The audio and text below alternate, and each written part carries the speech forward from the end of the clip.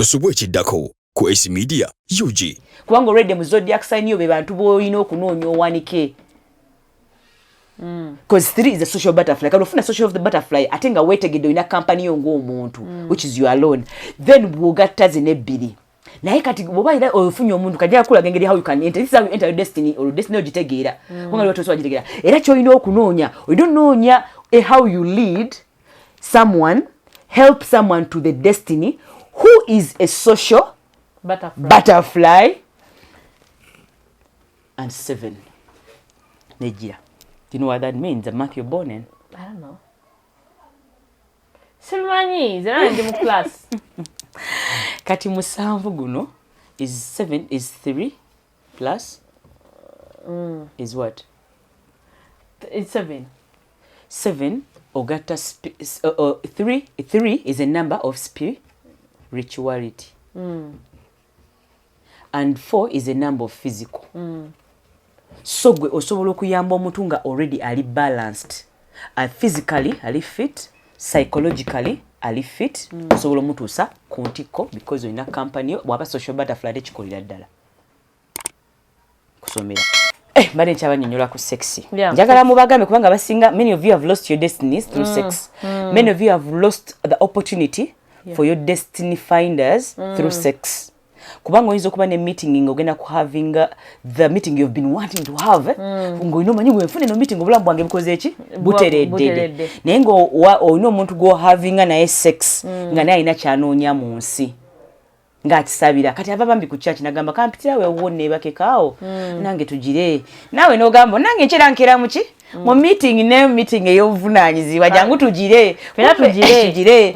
Abadde mukazi watu asabira kufuna kalimo. Nga naawe obadde ogenda mu meeting ekyusa ki? Bulamu bwo. Ye tafunanga na chance emuyita mu meeting. Ye munaku agamba ye alina ssuubi nno. Agamba Mukama nkumanyi. Toli mulyaza amaanyi lulibo olwo. Nompaki akalimu akalikyusa obulamu bwange. Ne right now ne wompaka akusiimuula. Era nze n'okuba lwajjeewo okukulaba ava ku applyingira kalimu kakusiimuula. Okay, yeah. Kati bwatuuka ewo ne mu having a sex you exchange destinies. Kati ku makya abali awo nga mukubira nga tugenda kuwa gwa kusiimuula gwe ebintu ebya manager. Jangu tuko omuliro gwa manager nga naye bakubira.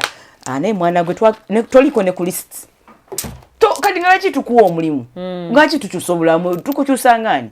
Ogenda kwa msimu ngati gakyaliko naye ng'omwalolo nga kuira munange baby nafunye omulimu Mukama wa buyinza wa kitiibwa nzije tusabe nga gwejjukire no ba. So guys, before you go for any big thing that is going to change your life, first put that sex aside because there are so many things you're going to agree to spiritually without saying it by sex. Ebintu by'okwegatta ebyo obirindako ng'olina kyogendako ekyamaanyi kubanga newe kigamba tewali kumwe yali agambye nti ngenda kwebaka n'omuntu n'empita omwana njagala kuyita Esther yaba omwana wange muzale mu 2002 kanebake no. When you sleep with someone kyoba oyogedde because oba toyogedde ne poto oba ozikoze eki oba ozigudde. So ne spiritual bwe kiri wanga gamba ka Esther kano nkagala nnyo kiba kikakiza okukkira poto anti poto ekiyingira muntu gokkiriza nti omwagala ebyaddala. So omukiza yo kali bwe baganda bagamba jjajja bondo tebamanyi kiki nti olusimu tuye mutuufu okasita kukkiriza omuntu yena okuyingira mu makati go bagamba bambika kamwagadde katukamukolera byonna bikasaba bagabane ono munaffe ate akkiriziddwa okuyingira mu bedroom yaffe. No one comes in our bedroom. This is a family home. Leo bokiriza abantu batule mu kisenge kya tatawo banywereyo coffee. Tatawo abasangayo. Nesi mukyamu kubanyumiza nti n'ofuka ku buliri. Konga gwe kenyini watute mu kisenge. Kati bogulawo woti gwe bajja bonna be babasaba. Nono yeye abakobe yabasaba. Babijja basobola obikola. Bagenda bimukolera gwe bajja balindako. Kubanga omumami dobanga maama omwana ekaya ayita omuntu gosazeewo okwagalanga mwana wo yayitaawo. Omuntu kotayagala nga mwana we tomukiriza ayitawo. Mwana we wala tosobola muzaala ebizo byalina nawe wala tosobola bizaala. Baby tozaala ebya physical. Because whatever enters you inside there it's trying to produce itself. Whatever enters you it's trying to multiply itself. Bwe ziba sperm zaagala mwana bwe kaba kawuka kagala HIV. kagala AIDS. Bwe kaba kawuka ka syphilis kagala syphilis. Whatever enters there just kadne spiritually it is like that. Bwe sipa mwingira eyagala mwana era wokikiriza ejafuna nekijja kufa ku ndagano z'abajjajja ninga gokiriza bedroom oyingira. So kiza omuntu oyingira mu bedroom kiri kuyo kwega kusala kwegadangira mu bedroom yo kusonyiwa okuwa ekitiibwa. So abamu omuntu omala okwebaka naye yasaba nagamba kamulekere kana kakisa at least asobola okusaba ekyokulya. At least asobola okufuna waasula. Naye bisigadde mbyagala njagala mbere ba president nabandi nange nazala dda nange n'omwana omuwala nange mwana wange omwana alimadde mwagalize abere ebyono omusawo kamusalo kafala kane bakendaye nga bwe nsabe ebyange ayina bwabigamba agamba jjajja mundabye nazadde abaana bawala tebalina wadde kakisa ndi mutemu kanakana tekattanga lwaki abaana bange tembawo omukisa gwakanaakaana gula abantu kulaba ne mwana gwe olinga omutemu onyiganga omutemu kumbe oliye mutemu yakikuwa kati aja mugamba banange you look so beautiful your kids are cute kumbe tata abe mutemu naye yabakolera emikolo egyentalo gwa but in the opposite in the devilish way so kyotegeera nabo amazima gaye nti leero binsuseeko nange. No, it is sex. I'll tell you about it. Okwegata kibalungi kunyuma. No kunyuma. Nga ujja kukoma okunyuma. Anti okwegata because katalabaye kati kola bine bintu tutandise bisoma and abantu batandise okumanya ebine people are exposed. Omuntu akimanyi nti wenna bakane esi nsobola okutwala omukisa gwe. Okitegedde kati sawa eno tugenda kubaka n'omuntu nga golooza yebase nawe out of love kombe nga ayagala kola ki kwebaka nawe atwale ekikyo kyekyo wayindagale abatawaza ng'omuntu tomwekakasa waliwo ddagala esitoliina nali kuwadda yogoli tunda esitama nali mukolera danze just ne bannange tubeereyo mu laabu kola byaffe tubikwasa madamu esita ffe tukola bukozi ne tubimuwa era tubeera mu laabu tufumba bufumbi ne tumuwa eddagala werira abajjajja ffe baali balimanyi era bagenda mu kukyalika nga bagamba soko taze kulina eddagala nga balaba omukisa gwe soko nabikwana nakuddamu kwebaka nebbaawo olide because they are herbs that cannot deal with anything that is not yours. Tiwaliwo ebintu ebimu bitaka deal with foreign body. Bw'opozesinga ekintu ekitali kikyo mu mubiri gw'oyo omuntu obeeranga foreign body. Kikyo ky'omuntu omuntu wakola nnyo destiny swap n'ayagala okufaanana ennyo. Ayinza okufaanana gwe naye ate n'abeera version yo embimu. N'aba nga akufaanana nga mu munene nnyo. Ng'atwala ebitalina kuba bibi. Naye nga n'ebirungi abirina naye nga n'ebibi tiko nga tamanyi bicontrollinga. Oyinza okuba nga oli Musawo Julie oli kale ngambe maybe omanyi okusomesa naye nga you know when to teach and when to have fun. Gwe n'onkoppa nga you only teaching n'ogwa eddalu. Naye nga nze mala okusomesa wano sidda ku bitabo mundeke ngenda n'empumula n'enywako enkange n'ensanyuka ne ngamba mundeke.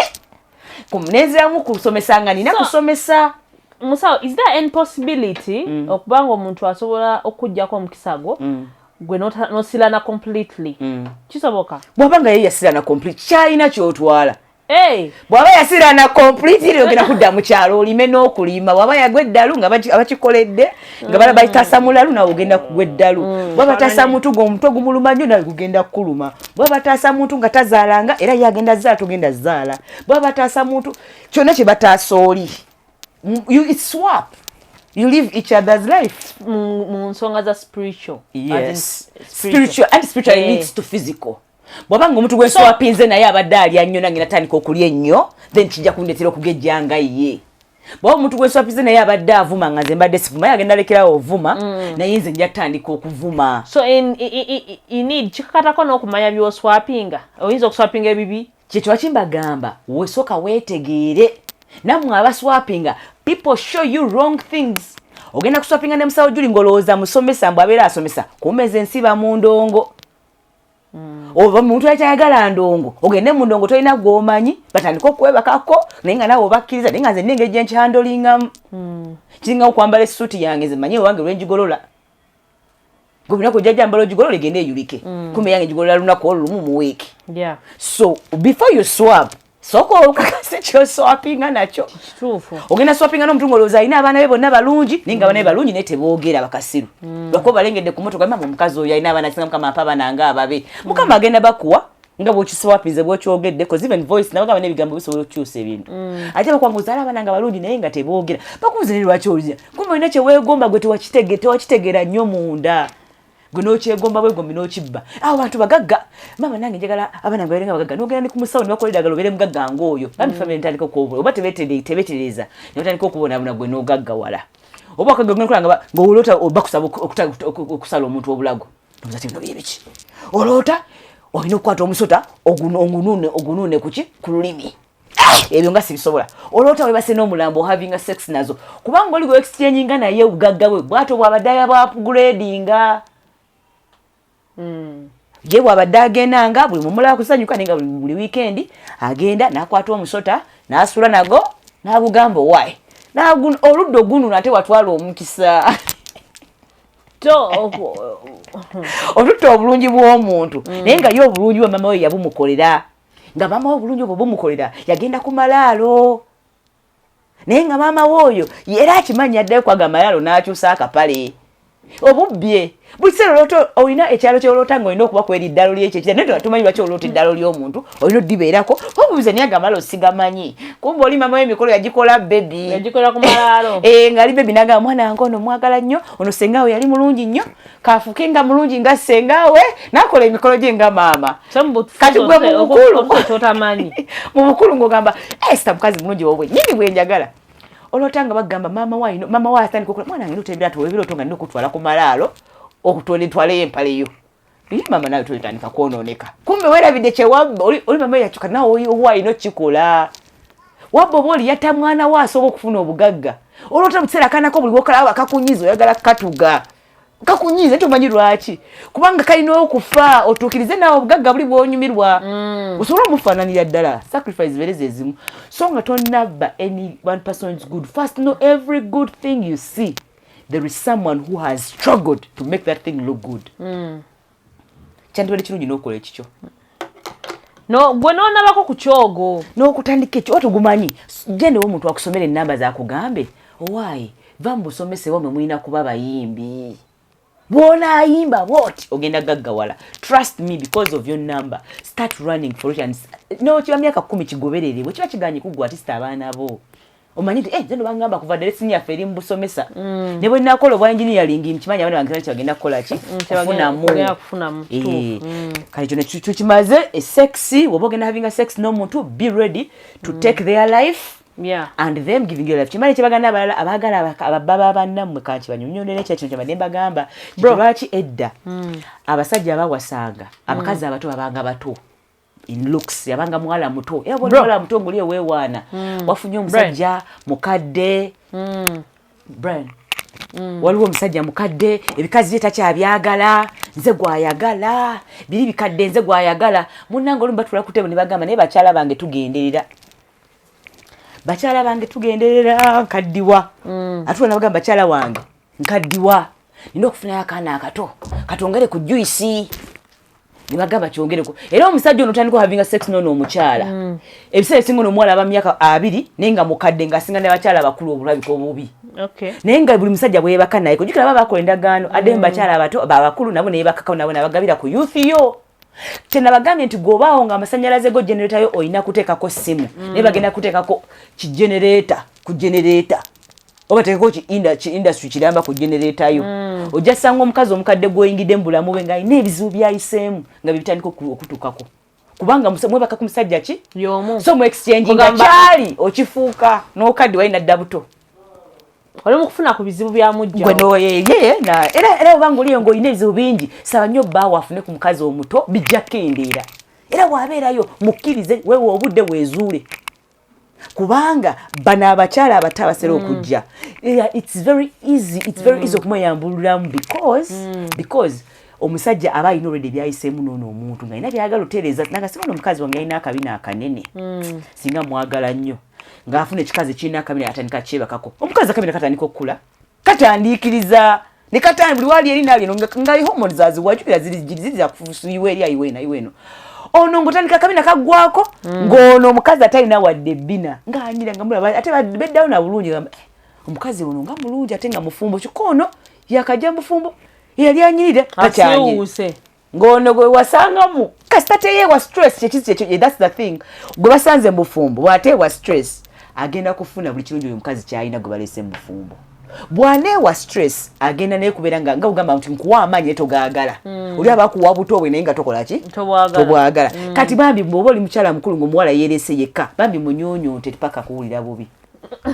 ng'ayingiridde obufumbo bamugamba bugenda ofumbirwe omusajja oyo bambi munyunyunte anyumizeeko ne banne bangi ku bo abaana abato abazze mu bufumbo tebasobola nakuzaala kubanga ono omukazi era omukulu addayo omanyi okufuuka omukisa abaana bo ng'obazadde abaana tebalina mirimu oli musajja mukulu abaana bo bazadde ku ssomero bisiru tebategeera olina okufunayo akawala akategeera webake nako tereza famire yo era abaana bagenda tandika okutegeera famire balowooza ya kisiru kuba bafuna mama waabwe oyo omuto bategeera kubanga tata waabwe weyebaka naawe addayo nabagabira ne kwa mama baabana abaana ate kani bagambe kino ekintu mama wo ne bwakuzaala temwawukana omusaayi gwo ne cells zo zisigala mu wombuze kyekyo lwaki mu science baalaga omukyala yayina gonna balaga yayina kansa nti ebbeere lyalina kansa ne bamukyeka nga tujja ku operatinga myezi 3 n'addayo eka bagenda okuddamu omukebera nga waliwo cells zidduka kuva mu nnabaana nga kansa yawona dda abasajja ne babuuza kansa ono yawona atya ne batestinga cells ezaali zidduka okuva mu nnabaana nga zezaali zambuka ku kansa ku tumor eri ne babuuza ne bazitestinga cells zikala kino ozitestinga nga exact DNA ya muwala we gwalina ng'ali myaka nga 5 nga yamuwonya ali wabweru wa maama so kyena bagamba luli bwoba manyi mama wa kwagala nnyo ng'oli mulenzi toyenda ojja mwettira gwe kennyini bwoba manyi oli muwala ng'omanyi dadi wo gwe kirabo kye gwe life ye bambi refuse people to enter that portal because that portal is not yours alone every time someone enters it, it's trying to multiply who they are in you bw'omuntu wakuzaalamu omwana abbukiramu gwe bwe mani n'empisa embi kale ngamendi nyomba nnyo njagala nyombe nga ninyomba mu luzungu so nja kubbukira mu Musawo Julie nnyo kwebaka naye ajja kuyomba nga nze naye nga yomba mu luzungu oshegera oli ajja kubanga mubbi naye ngati nga yikujukira yabeerayo mu office z'abakulu atandike kuba mu company ali ku airport mugagga atabbe ekintu ku airplane kubanga omuntu gwe yebaka naye yali abba in cheap places but now you can't go to a cheap place to steal, you're going to steal from where you are. So guys, protect your destiny at any cost. Sleep with people you trust and love. And you're ready to exchange whatever you are with that person. Because some of you, they'll give you money. The money will get finished. But you never get your destiny back. Is it possible omuntu okubanga omukisa go bantu anatadda mugufuna? Yeah, kisoboka. Ekyo kiba kivudde ku kubanga abamu basobola okufuda mune. Naye asobola kai, nga tuna kutuukaawo. Omuntu asobola okufuna destiny yo baba agitwala n'agifuna era in full n'agifuna nga bwe yali naye koma ogulambwe kiringa kiti omuntu bwoddugala n'onaaba oddamu n'ofaana nga we wali oba otukuda etukidde tutenza kumanya nti wali okoze eki oba wali obaddeko exactly naye omuntu eyakulaba nga oddugala to the worst eyo picture yinza obutakola ki obutagyerabira yono omuntu aba swapinze destiny bwe wali oswapinze destiny no testing obuntu bw'oli obulungi byalina trust me buli kibi kyaliyitamu oliba oconnectinze naye okumusitulirako omugugu anti wasala ogusitula from the start.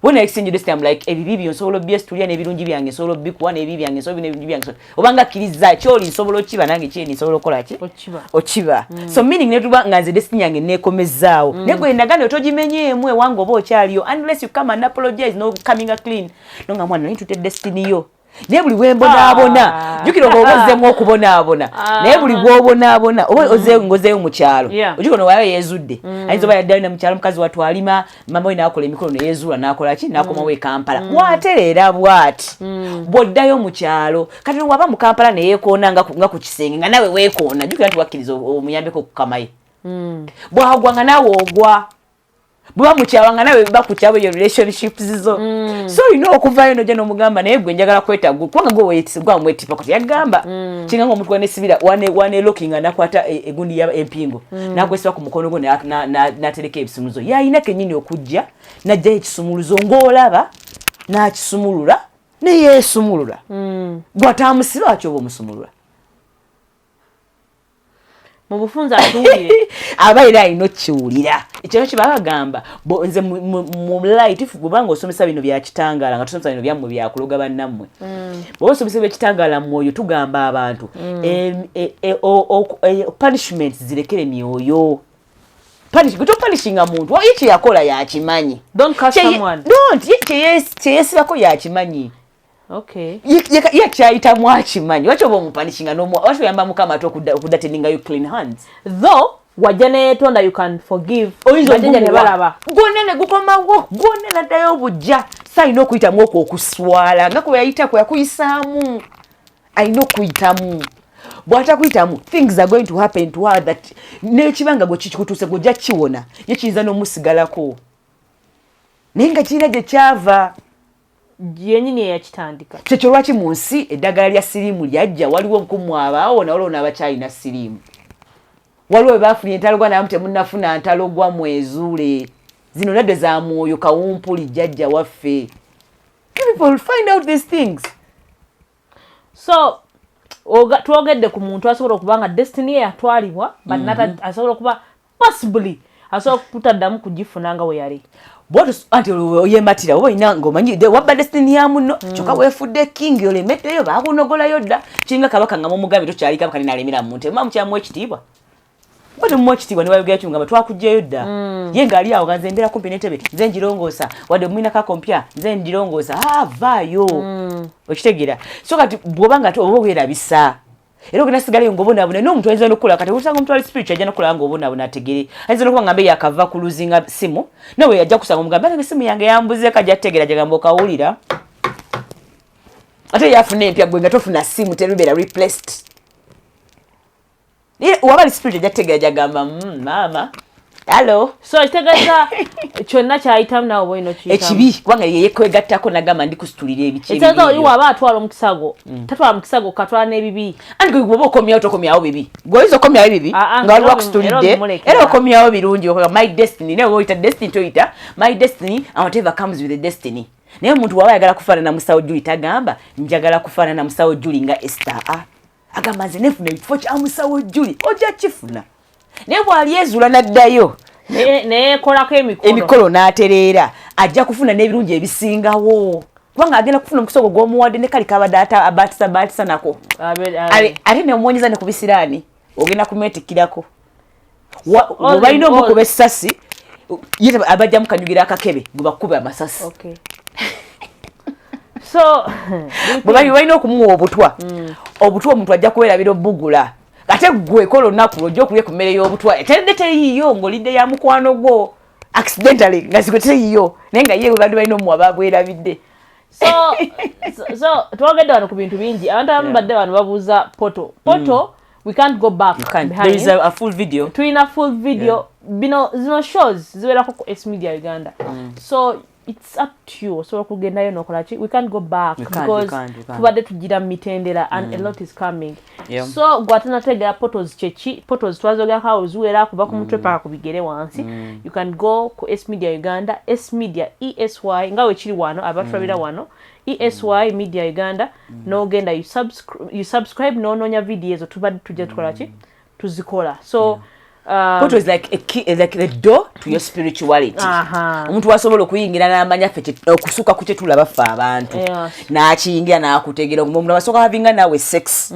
N'akutegeera ne bajjajjaabo nga tamanyi nakumanya nti abamanyi naye nga abamanyi. Okay. So osobola okugenda n'okola ki n'olabira bino ebintu. So please go.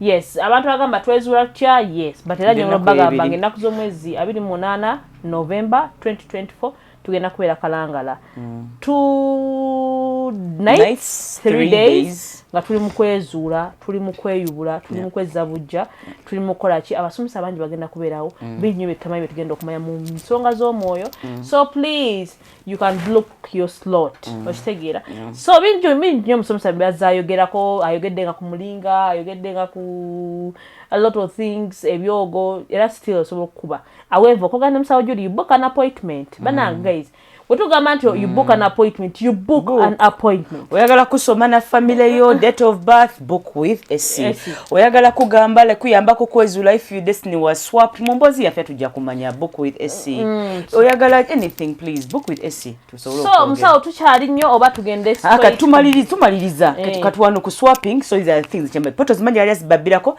n'ebirala bingi omuntu asobola okuswappinga ne mwegendereze how you relate with people okay. Exactly n'ekirala ekisembera dda kinyagalo baga kiri mu photos also mulekerawo okusanga omuntu ng'ali mu bubiye n'omunyigirirayo ddala oba omuyambako Chibera kitya mu spiritual life. Obo muyambako okuhandling your physical realm kizibu kyayita mu physically obo muyambako kale tyabonebone nnyo naye nga bwogamba ojula obonabona mu kimubiri nenze ebyomwoyo nja bihandlinga kati kubogera kumubonabulirako mu mwoyo buli bwoyisa omuntu obubi mu mubiri njagala abantu bawe example gye basobola okurelatingako buli bwoyisa obubi omuntu mu mubiri n'ogamba nze Esther simwagala ngenda mulaga ajja kumanya ngenda mulagako kikyendi n'osalawo oba osazeewo ng'agamba omubiri gwa Esi ngenda gulumya so the spiritual room ye gyalimu ebyo byonna byanifunye bisooka yitirako wange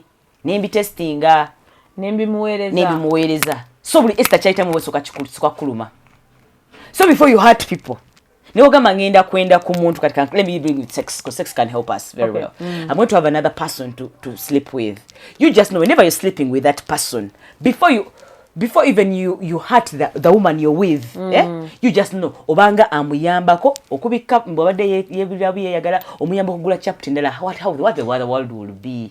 Obanga muyamba kula ko lujola your life without me. Obanga muyamba mkwano obulamu nga tuli nango osobola okugenda ke Dubai.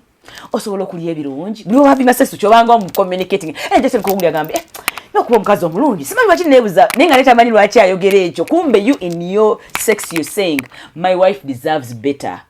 It's not me that they need. That's why I'm enjoying this because era obwanga oli mwezi ngoba yanyo n'omuntu ogenda kuna mukazi wonga atali achusa very nice because every time you're doing this I think ngolumu okobonyebonye na nnyo menyese na nnyo olina nebizibu bikupetwe party seko so mukazi wa mugezi nageno having a sex nawe aso sigala ngalunja tegwenza okukaba because bwadamu having a sex na banga akoza kochi ebizibu byonna byobadde obwetise ebibye n'ebyo byo mukazi gobadde naye okay so try guys before you do that make sure you're ready to carry someone's burden. Never did as today when having sex. Bro, osobola genda ko ku live no baterawo namba ya eyokolera ko as in appointment anti bali muzisaba. Brian, genda ko otegeke namba eyo mu group mu WhatsApp zino. They are bagala number. Yeah, WhatsApp. Yeah, WhatsApp. Yeah. Kati tugenda ko that personal number of mine. Guys, njagala kati tugenda ku tugenda kudda ku destiny. How do you know your destiny? Manya ati ekyanzalibwa okubeera mu nsi. Omanya ati destiny yo. Then tumaye tugende ku date season mwe. 15. Zigenda okozesa ze nyini. Zoza nyini. Zigenda soko kunnyonnyola njagala zinfu yawo abayise mbambi yasokede dali yasoso kuwa date yo yinno mukolako. Godyo soko omanyi the spiritual. I know you very. And those you feel, put them first. Kati. Okay, I'm feeling someone here. So calling the question so kabanyonyola why mwenda 1999 so kasoma nyonyola destiny kati destiny wano kingendo banyonyola lero nti onaku bakuleta mu nsi bakuleta mu baba kangambika ngesani go tulina mu nsi muno w'amaanyi pa erinya omuntu w'amaanyi golaba nga destiny yo yali atandika kati twagira bange inakubanga bwali omuntu yenna saka abantu bakifule political but I'm going to talk about two people tugenda kogera ku Bobby Wine atogene ku Mr. M7. Could you have both their dates of birth? I don't have, but I see. Put them out. I read for you those two people. Tell Azina. So Bobby Wine no just in a date of birth here. What to Gina got to give back? Kavera mangu. Obo Gina M7 you date Bobby Wine. Those two I would give it to you. Forget the Bobby Wine, it's okay. Forget the M7, it's okay. If you're around, oli munene totumenya nnyo totumenya date of birth giwandike mukali kwesa fake account. Giwandike mu. Owagambe Bobby Wine 12 ogwokubiri but towandise omulaku tujijje ko bate kuteina date. No na wandise M7 ugo towandise. Musabone kasobola okunyonyola kasobola okunyonyola 15 September. Wanange tumusome asomye yasose M7 then wabo boy yaga dinda katsoke ya M7 Bakute munsi bamwe abasirikale zenkola milimo jange just some random numbers of people but one by the way live munsi balete mujane munonya ne munku bataba mu beja omyako 99 2000 yali 092 mwezi mwaka ki ali mwaka ki yani yogerako ndi kuyamzeje mumpadde mwaka ki togede ku eri eyamze eri 15 September obona jatwadde entufu 1944 15 September 1920. Yeah, 99 2000 tugenda kulaba so tutandise ne ya president Museveni then tugende ku or president Wanup Bobby Wine Mr. Chagulanyi Sentamu Robert. All right guys, this is a big thing kati ngasina kusoma ya mzee ngenda gisoma kanti kina wano mu Museveni oba camera tuzitunuze ku board I don't know but Uganda tugonshwa tumuita owechi tiwa producer ka chusemu wano but my phone echarginga ngenda kusoma basome date kale ngenda kumusoma tuna OHT abajje mutegeera tugenda abagalo mutegeera mujje come live guys if is your role model mujje muyigireko mujje muyigireko anange kale destiny number. How do you know your destiny? How do you omanya otya destiny yo? How do you know your destiny? Atenze manyi nange lero ndi mu class ngaba students abali wano. Kimina mumpadde abantu abazibuzibu. Noonya ekyokunoonya okubagamba. Let's go. I can read him. Yeah. Okay, let's do this. First and foremost, when I look at this number, and let's start. When you're reading a destiny for somebody, yeah, woba you wagala kusoma destiny kati wandika date of birth yo wansi tukozese an example kati twese tumanyo no muntu kati tukozese example mwaba na bamanyu kina bansoma maybe kina kwatagala kikwatagane nange ningina kwefulanga tamanyi. God give me the grace to this is so scary. All right, please don't come back with your guns and try to scare me because some people came here before Esther zentia bintu ya politics no ngande muntu wa amanyi I know nene we mumpa era mumpa otali yobo Obama Kale kamugere you can talk about the positive side both like Bobby Wine and Museveni like it's scary but you guys don't take it personal. I'm just a teacher nemba munkuba chiwo ko mukubenga muleka mwenze ndi musawa ate somesa yeah. So if you're going to get someone's destiny kateka obiri so babiri so that mubera mukompa ante yashagura ntebajimpadde so kati TM7 kanteke ne Esther anjagala berenga nababiri tuleme concentrating anyo ku muntu tulina kandiko ne oli agabye kanonye ya Gonda ya Bobby katika njira nsome ya Esther 21st Esther is 21st just tugenda zisoma 21st 07 19 magalo kunkubya kiboko mwe asajja bakambwe kale kati nsome ya Esther kati if we have something like this yeah ebu bwana erichi Kaso make Esther can me comparing it. Let's help people here. Let's help people. Bana gwalo kradeke mwondo mandeka ke mwondo we bati paka kati nchati. Totya. Mama nyako msaje anteka ke mwondo. Bami toko mao. Somesa. I'm told you even last time that I'm just a teacher.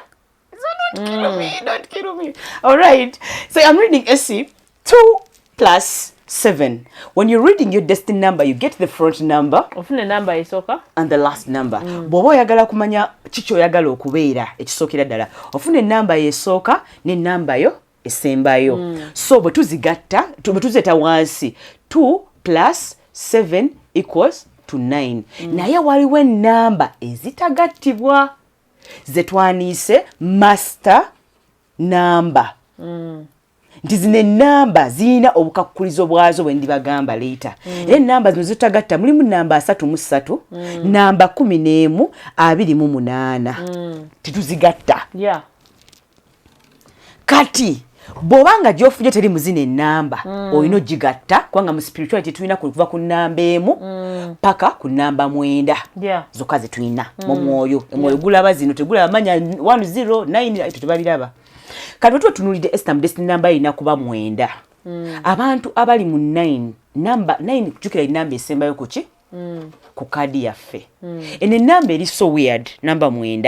A number Esther is very weird. That's why in the number Esther no boji tunulide yo ne bo gamba nti multiplying in number yo nesigala yokka.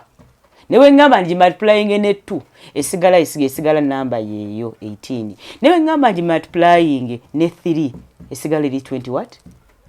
Newe ngamba nji multiplying ene ki ne 4. Kati okugamba mbe ne number esigala eri yokka kyekino nti 9 plus 9 is 9. 9 times it is so 1 plus 8 is 2. 1 plus 7 it's 9. Then let's go on. 2 plus 7 tulabe bulungi. kubanga ese bana lero ya lero mujja kujigumikiriza because you are trying to learn. We are trying to learn. Tuli mugezaako kuyiga bino bintu nga ebitambula. Eyo gye tutandikireko esse. Yawe tunatulina tukomye banange nange nakozesa date of birth tumero tuleko bantu kintu kituuseeko ne bagamba te 1 ate 2 tukozese numbers then tulabe then 9 times 5 this is so konje kati your phone pozi kale this is your phone ate kwa fani mu bali kuno batuddekodda bali kuno 45 kati njagala kibalage nga kivaayo nti bwogata 2 plus 7 equals to 9 bwogata 3 plus 6 equals to 3 plus 6 funa 9 4 plus 5 ofuna 9 so newe twenga newe dako nenga nti ntaddeko endako 54 yani 54 5 plus ofuna 9 so newe nyeyongerayo nti 9 when you multiply yourself with anything it will still come back to yourself nti gwe newe tujja nafene tukana tetumanye kigenda okuva nti wena gobera kyoyogedde nga tupulanize byonna tukomye ku date gye wasazeewo byonna tugenda bikola but we shall still come back to same day Esther kyasazeewo so kyebagamba mbu if you're a 9 osobola okufuuka ekintu abantu kye batakusuubira namba 9 osobola like you are camouflage you're still yourself you can appear like this but only this only still Esther you can change Esther tosobola kufaanana kyekimu kuva mwaka ku mwaka era buli mwaka guno ojja kufaanana we bati and that goes for everyone with a 9 in you bw'oba mu namba yo girabamu 9 osobola okukyuka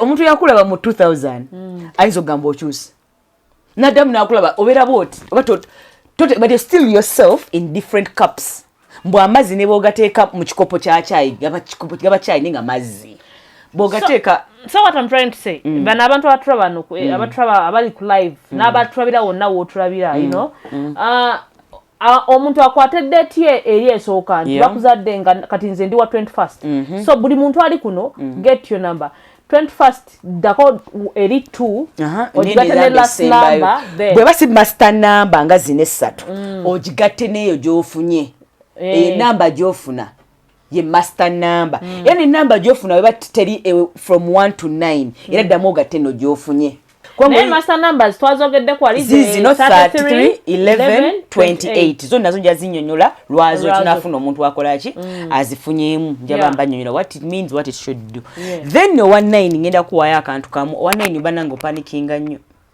you can panic nekitakanga kiyinza okukanga kubanga for you believe abantu balina 9 mu gundi zammwe you believe that a right thing should be done. But I, while as me, Julie, I'm doing the right thing, I expect everyone on earth to do the right thing. Oja forcinga buli omu okukola ekituufu kubanga golowooza lwakuba okola kituufu buli omu alina kukola kituufu online ogendera n'ogezaako kangambe oyamba nnyo abantu okufuna good luck oba bakuwuliriza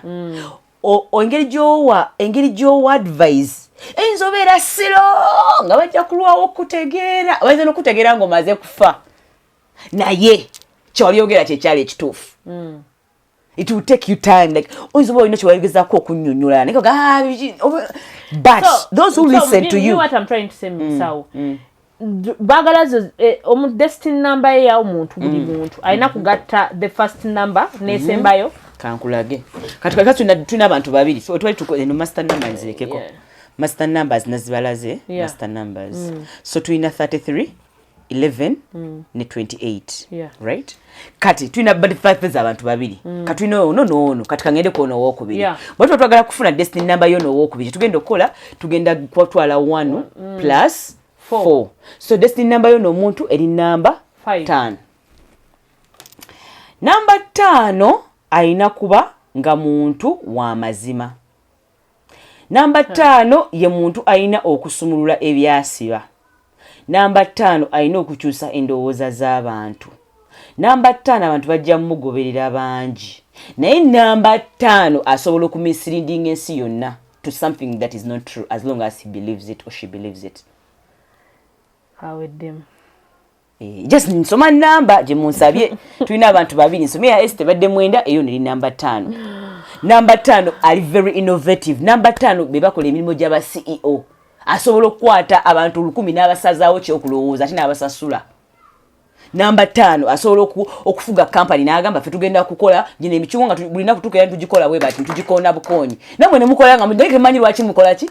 Mukoona kubanga yabagamba ate engeri gyakibagambamu mulaba nga ge mazima kubanga ye muntu waki wa mazima. So twakagula ku 5 ne 9. Yes. So number 5 waliwo n'abantu number 5 batalina kukola ki? Kuwasa. Ati tusoka tugenda empola. Chichi. Kati waliwo kale nsoke nawe 9. Kati tugenda kugenda ku dates. Kale.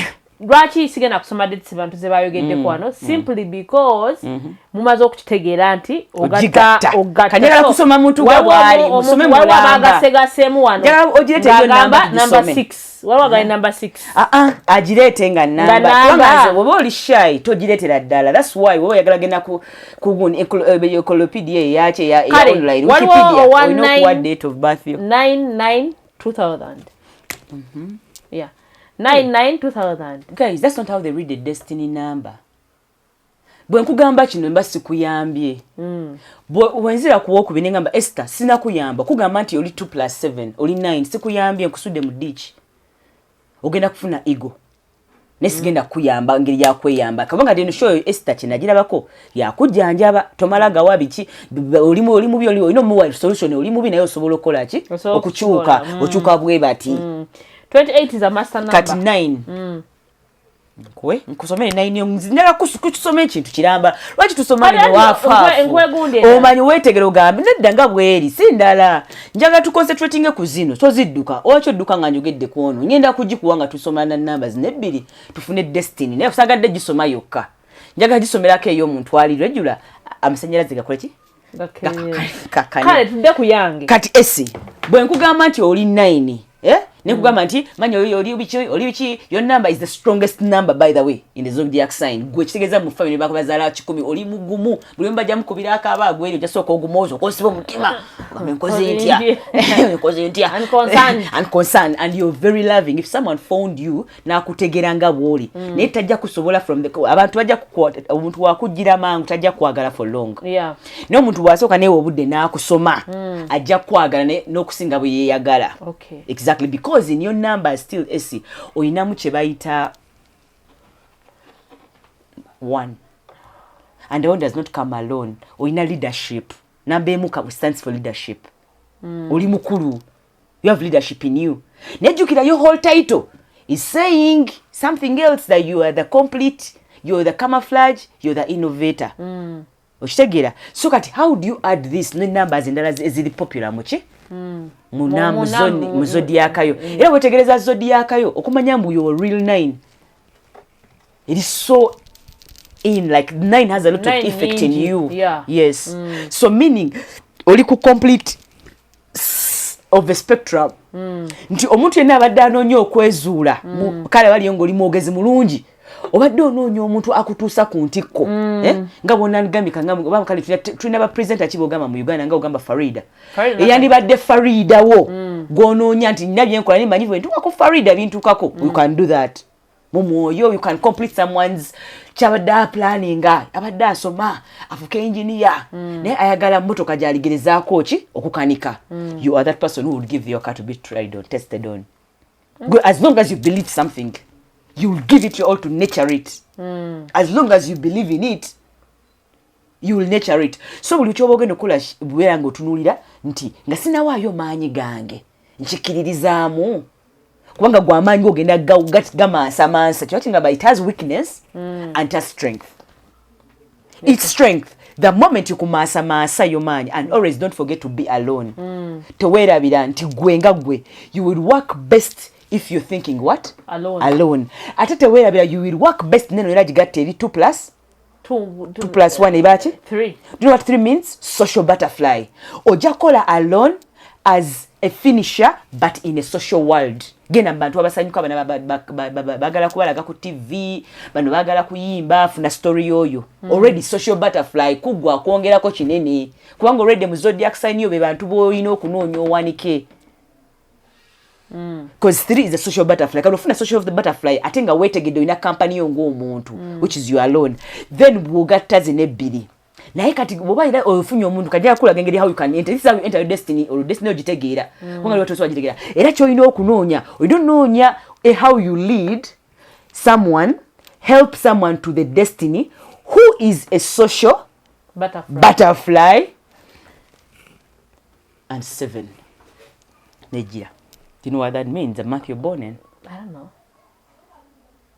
Simanyi, zena ndi mu class. Kati musanvu guno is 7 is 3 plus is what? It's 7. 7 ogata 3 is a number of spirituality. And 4 is a number of physical. So gwe osobola okuyamba omuntu nga already ali balanced. Physically ali fit, psychologically ali fit. Osobola omutuusa ku ntiko because olina company bwaba social butterfly tekikolera ddala kusomera. Naye bw'osanga omuntu ng'alina some problems spiritually nga batakkiriza alina kyabilivingamu nga maze nkola kino kizibu gwe okumuyamba okutuuka kyalina otuukako. Endowooza zammwe ogenda kyagenda kutamira wano ku mutima. Era nkulekerawo nga lumu. Exactly. Kwangu oyinza okulaga social butterfly kogera bulungi nga njagala kukolagana n'oyo. Bw'otu olina nga ali so rigid tosobola kukolagana naye. So you can't work with anyone who is rigid either in physical either so yakolagana na muntu ngali so into themselves ngali banangeze nze banange banandaba batya tosobola. Even if someone is social najja kukumukolera ebyo byenkugambye naye nga omulaba ali nnyo mu physical realm ye nze nja alina sente nze bwemba ne sente, you can't work with that person because mugenda conflictinga. A little much in their social and you are a person who is into both. You're both in spirit, you're balanced. Of course, you believe in something and you're ready to learn something new. So you're in a school.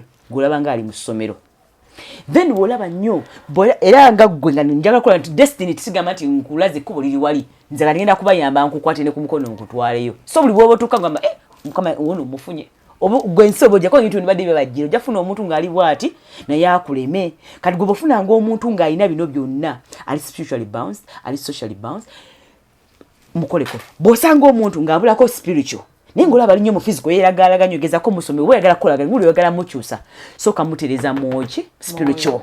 Bw'olaba ng'omuntu nnyo mu spiritual naye nga teyeefaako alabika bubi tamanyi kikyali sooka omukoleko wano mulyoke mukwola vidiyo.